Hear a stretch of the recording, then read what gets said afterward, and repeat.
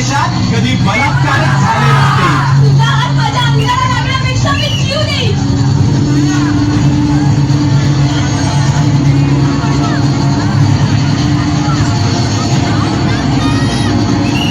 माझ्या आजूबाजूला कोणीच मरलं नाहीये का? तर सगळे शंख जन्माला आले. आज जर माझ्या अभिला धक्का लागला ना तर तुमच्या आया बहिणी तुम्हाला कधीच माफ करू शकणार नाही. तुला काय वाटलं मी गेलो? वाचवा, वाचवा, वाचवा कुणीतरी.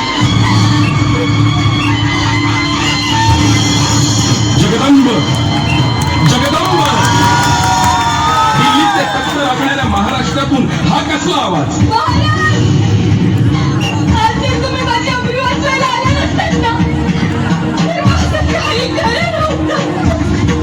शरम वाटते, शरम वाटते.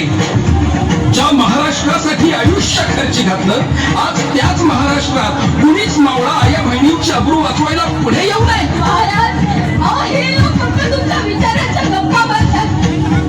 म्हणूनच आता तुमच्याकडून अपेक्षा आहे. वाचवा माझी अब्रू. मी कुठे कुठे आणि कधीपर्यंत धावून येणार आहे?